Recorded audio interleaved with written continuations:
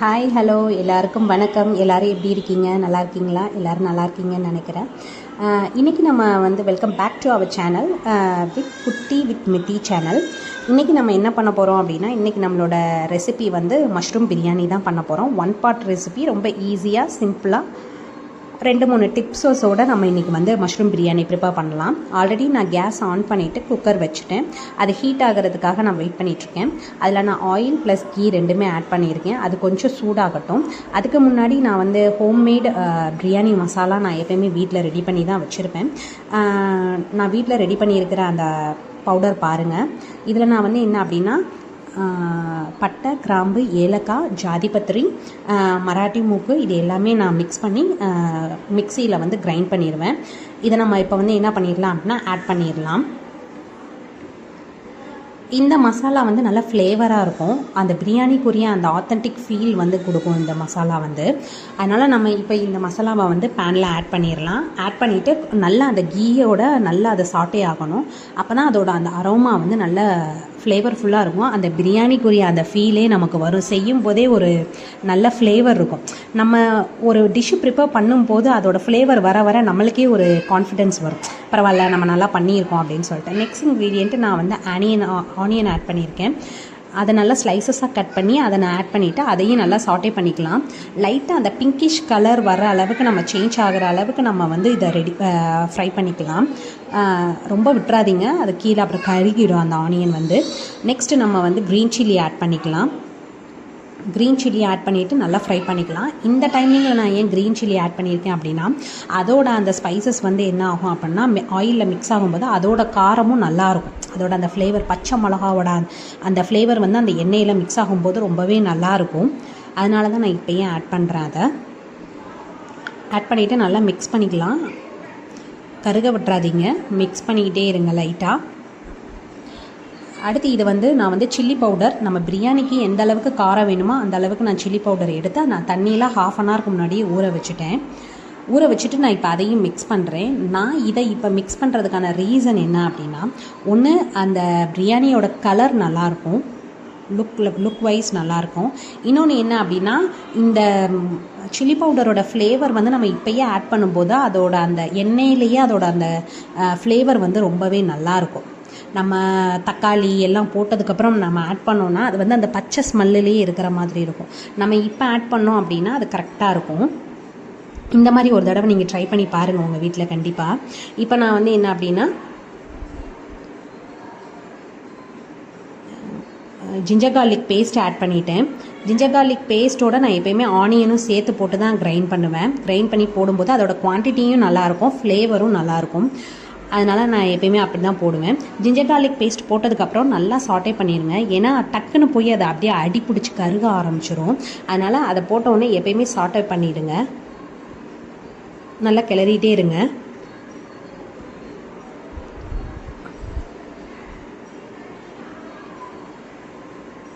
அது கொஞ்சம் அந்த பச்சை ஸ்மெல்லு போகிற வரைய நல்லா கிளறுங்க. அந்த எண்ணெய் பிரிஞ்சு வரணும், அதளவுக்கு நல்லா கிளறி விடுங்க. கிளறி விட்டதுக்கப்புறமா இப்போ நம்ம நெக்ஸ்ட் என்ன பண்ண போகிறோம் அப்படின்னா, மசாலா ஐட்டம் ஆட் பண்ண போகிறோம். நான் இங்கே தனியா பவுடரும் கரம் மசாலாவும் எடுத்து வச்சுருக்கேன். நம்ம பிரியாணிக்கு எவ்வளோ தேவையோ, ஏன்னா இன்றைக்கி நான் கொஞ்சமாக தான் செய்கிறேன், அதனால் இவ்வளோ போதும். அதனால் நான் இன்றைக்கி இதை எடுத்து மிக்ஸ் பண்ணிடுறேன். மிக்ஸ் பண்ணதுக்கப்புறம் கொஞ்சம் ட்ரை ஆகிற மாதிரி இருக்கும் இந்த மசாலா. அதனால் கொஞ்சம் ஒரு 2 to 3 minutes வரைக்கும் நல்லா சாட்டே பண்ணிடுங்க.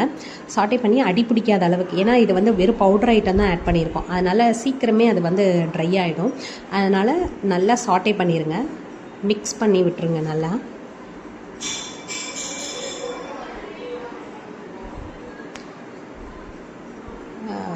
கேஸ் ஃப்ளேம் மீடியம் ஃப்ளேமில் வச்சுக்கோங்க. நெக்ஸ்ட் நம்ம இப்போ தக்காளி ஆட் பண்ண போகிறோம். தக்காளி ஆட் பண்ணதுக்கப்புறமா இதிலேருந்து நமக்கு என்ன அப்படின்னா வாட்டரி ரிலீஸ் ஆகும்.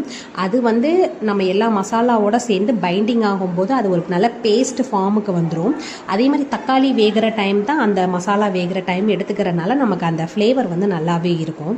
அதனால் இதையும் நல்லா மிக்ஸ் பண்ணிக்கலாம். மிக்ஸ் பண்ணி தக்காளி வேகிற அளவுக்கு நம்ம கொஞ்சம் டைம் கொடுக்கலாம். ஆனால் பட் இன்பிட்வீனில் நம்ம கிண்டிக்கிட்டே தான் இருக்கணும். அதை விட்டுறாதீங்க. ஒரு சைடு போய் செட் ஆயிடுச்சுன்னா அடி பிடிச்சிரும், அப்புறம் அந்த ஃப்ளேவர் இருக்காது. நெக்ஸ்ட் நம்ம நம்ம வந்து தயிர் ஆட் பண்ணிக்கலாம். தயிர் வந்து கொஞ்சம் லைட்டாக புளிச்ச தயிராக இருந்தால் நல்லாயிருக்கும். தயிர் ஆட் பண்ணதுக்கப்புறம் என்ன அப்படின்னா இது வந்து ஒரு பட்டரரி கன்சிஸ்டன்சி கொடுக்கும் நமக்கு பிரியாணிக்கு வந்து. இன்னும் கொஞ்சம் ஆயிலை எக்ஸ்ட்ரா கொடுக்குற மாதிரி இருக்கும். இது எல்லாமே நம்ம நேச்சுரலாக இருக்கிறது தான், நம்ம எக்ஸ்டெண்ட்டாக எதுவும் சேர்க்கலை. அதனால் இது வந்து நம்மளோட ரைஸ் வந்து சாஃப்டாக ஆகுறதுக்கும் நல்லாயிருக்கும் இந்த தயிர் வந்து. அதனால தான் நம்ம இந்த மாதிரி இன்க்ரீடியன்ட்ஸ்லாம் சேர்க்குறோம். இது லெமன் இந்த மாதிரிலாம் நம்ம சேர்க்குறோம். இதை போட்டுட்டு நல்லா மிக்ஸ் பண்ணிடுங்க. அப்படியே விட்டுறாதீங்க, ஏன்னா அங்கங்கே திரிஞ்சு போன மாதிரி ஆகிடும். நெக்ஸ்ட்டு நான் வந்து என்ன அப்படின்னா மெயின் இன்க்ரீடியண்ட்டான மஷ்ரூம் ஆட் பண்ணியிருக்கேன். மஷ்ரூமை நான் ஆல்ரெடி கார்ன்ஃப்ளவரில் ஒன்ஸ் வந்து மிக்ஸ் பண்ணி வாஷ் பண்ணதுக்கப்புறம் 2 தடவை தண்ணியில் வாஷ் பண்ணிவிட்டு அதுக்கப்புறமா தான் நான் போடுறேன்.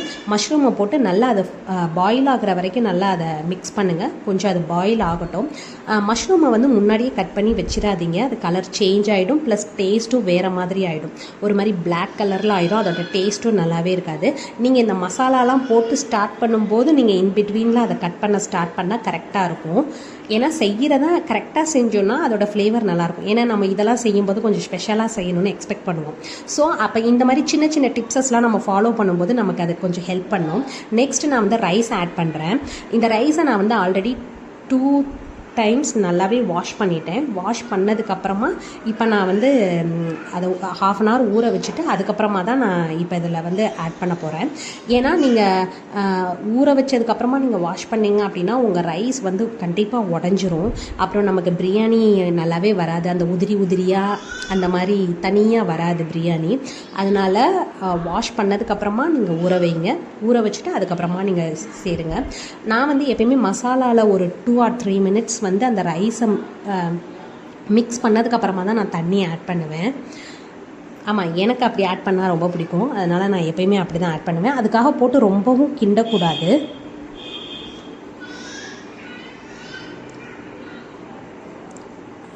அது அப்படியே போட்டுட்டு விட்டுறாதீங்க கீழே, ஏன்னா ரைஸுன்றனால கீழே ட்ரை ஆகி அப்படியே போய் செட்டில் ஆகிடும்.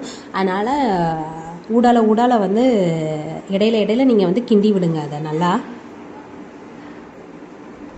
கிண்டி விடுங்க. இப்போ நம்ம வந்து என்ன பண்ண போகிறோம் அப்படின்னா நான் 1 கிளாஸ் ரைஸஸ்க்கு வந்து 1.25 கிளாஸ் தண்ணி ஊற்றுவேன். இந்த ஸ்டேஜில் நீங்கள் வந்து என்ன பண்ணலாம் அப்படின்னா அந்த 3/4 கிளாஸ் தண்ணிக்கு பதிலாக நீங்கள் தேங்காய் பாலாக ஆட் பண்ணிக்கலாம். தேங்காய் பால் ஆட் பண்ணிங்கன்னா இன்னும் கொஞ்சம் ரிச்னஸாக இருக்கும், டேஸ்ட்டு சூப்பராக இருக்கும். இது இந்த பிரியாணிக்கு மட்டும் இல்லை, எல்லா பிரியாணிக்குமே நீங்கள் இதை ட்ரை பண்ணலாம். ரொம்ப சூப்பராக இருக்கும். ஏன்னா ஆறுனதுக்கப்புறமுமே தேங்காய் பால் சேர்த்து நம்ம பண்ணுற பிரியாணியோட ஃப்ளேவர் வந்து நல்லாயிருக்கும், உதிரியாக இருக்கும். முழுங்கும் போது நமக்கு அந்த அடைக்கிற மாதிரி ஒரு ரொம்ப திக்காக இருக்க மாதிரி இருக்காது. அதனால் இந்த டைமிங்கில் நான் தண்ணி ஆட் பண்ணியாச்சு பாருங்கள். தண்ணி ஆட் பண்ணதுக்கப்புறமா நான் இப்போ வரைக்கும் நான் உப்பு சேர்க்கலை. என்னன்னு பார்த்துட்டு உப்பு நம்ம சேர்த்துக்கலாம். மிக்ஸ் பண்ணதுக்கப்புறமா இந்த டைமிங்கில் வேறு ஏதாவது டேஸ்ட்டு காரம் பத்தலை இல்லை புளிப்பு பத்தலை வேறு மாதிரி ஏதாவது இருந்துச்சுன்னா நம்ம இப்போயே கரெக்ஷன் பண்ணிக்கலாம். நீங்கள் அதை வந்து லைட்டாக கொஞ்சம் கிளறி விட்டுட்டே இருங்க. கிளறி விட்டதுக்கப்புறமா நல்லா பாயில் ஆகிடும். உப்பும் சேர்த்து நான் இப்போ செக் பண்ணிவிட்டேன். எனக்கு டேஸ்ட் எல்லாமே கரெக்டாக இருக்குது. 1 or 2 பபிள்ஸ் வர அளவுக்கு நம்ம வெயிட் பண்ணணும். வெயிட் பண்ணதுக்கப்புறமும் லிட்டு க்ளோஸ் பண்ணுறதுக்கு முன்னாடி ஒரு தடவை நம்ம வந்து கிளறிடணும். பாருங்கள், நல்லா பாயில் ஆயிடுச்சு. இப்போ நான் கிளறி விட்டுட்டேன். ஏன்னா நம்ம அதுக்கு முன்னாடியே நம்ம கிளறாமல் லிட்டு போட்டு க்ளோஸ் பண்ணிட்டோம் அப்படின்னா ஆல்ரெடி ரைஸஸ்லாம் கீழே போய் செட்டில் ஆகிடும். அப்புறம் அது திறக்கும்போது விசில்லாம் வந்ததுக்கப்புறம் திறக்கும்போது பார்த்திங்கன்னா கீழே அடி பிடிச்சிருக்கும். அதனால் லிட்டு க்ளோஸ் பண்ணுறதுக்கு முன்னாடி என்ன தான் கொதிச்சாலும் மறுபடியும் ஒரு தடவை கிளறி விட்டதுக்கப்புறமா நீங்கள் லிட்டை வச்சு க்ளோஸ் பண்ணுங்கள். அப்போ தான் அது அடி பிடிக்காமல் கரெக்டாக இருக்கும். இப்போ பாருங்கள், லிட்டை வச்சு க்ளோஸ் பண்ணியாச்சு. பண்ணதுக்கப்புறமா நம்ம 2 விசில்ஸ் வர அளவுக்கு நம்ம வந்து வெயிட் பண்ணணும். 2 விசில்ஸ் வந்ததுக்கப்புறம் நம்ம என்னென்னு பார்க்கலாம். கேஸோட ஃப்ளேமை வந்து என்ன பண்ணுங்க அப்படின்னா மீடியம் லெவலில் வச்சுக்கோங்க. 2 விசில்ஸ் வரணும்.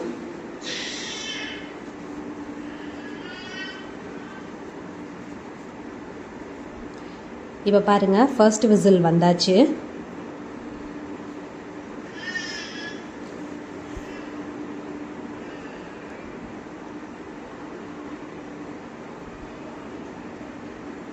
இப்போ இன்னொரு விசிலும் வந்தாச்சு. இப்போ நம்ம வந்து பிரியாணி ரெடி ஆயிடுச்சு. நம்ம இப்போ ஓப்பன் பண்ணி பார்க்கலாம் எப்படி வந்திருக்கு அப்படின்னு சொல்லிட்டு. பாருங்கள், நம்மளோட மஷ்ரூம் பிரியாணியோட கலர் பாருங்கள். நல்லா திறந்த உடனே நல்ல ஸ்மெல்லாக இருக்குது, நல்ல ஃப்ளேவராகவும் இருக்குது. உடனே போட்டு கிண்டி இது பண்ணிடாதீங்க. ஓரத்தில் கொஞ்சம் கொஞ்சமாக எடுத்து கிளறுங்க. இந்த மாதிரி நல்லா உதிரியாக வந்துடும். இப்போ வந்து நம்ம கொஞ்சம் இப்போயே திறந்துட்டனால இன்னும் நல்லா ஸ்டீமெல்லாம் அடங்கினதுக்கப்புறமா நம்ம ஓப்பன் பண்ணோன்னா நல்லா போய் செட்டில் ஆகிடும். நம்மளோட மஷ்ரூம் பிரியாணி ரெடி. நான் வந்து இப்போ பிளேட்டிங் பண்ணிட்டேன் பாருங்கள். மஷ்ரூம் பிரியாணி, எக்கு, தயிர் raita, mix hotel style mix veg recipe ready பண்ணியிருக்கேன். நல்லாயிருக்கும். நீங்கள் உங்கள் வீட்லேயும் ட்ரை பண்ணி பாருங்கள், என்ஜாய் பண்ணுங்கள், எல்லாருமே ஹாப்பியாக இருங்க. இது வந்து எங்கள் வீட்டு குட்டி இன்றைக்கி கொடுத்துட்டு போன மெனு. இதெல்லாம் செஞ்சு வைங்கன்னு சொல்லிட்டு, எப்பயுமே குழந்தைங்க ஆசைப்பட்டு கேட்கும்போது நம்ம இன்னும் கொஞ்சம் எஃபர்ட் எடுத்து பண்ணோன்னா அவங்க அதை வயிறு நிறையா சாப்பிடும்போது நமக்கு அதில் ஒரு சின்ன சந்தோஷம் இருக்கும். அந்த மாதிரி தான் நீங்களும் உங்கள் ஃபேமிலியோடு என்ஜாய் பண்ணுங்கள், ட்ரை பண்ணி பாருங்கள். கண்டிப்பாக நம்மளோட சேனலை லைக் பண்ணுங்கள், சப்ஸ்கிரைப் பண்ணுங்கள், கமெண்ட்ஸ் பண்ணுங்கள். நெக்ஸ்ட்டு இன்னொரு டிஷ்ஷஸோடு நம்ம சந்திக்கலாம். ஓகே, கண்டிப்பாக ட்ரை பண்ணி பாருங்கள் உங்கள் வீட்டில் இதை. ஓகே, பாய்.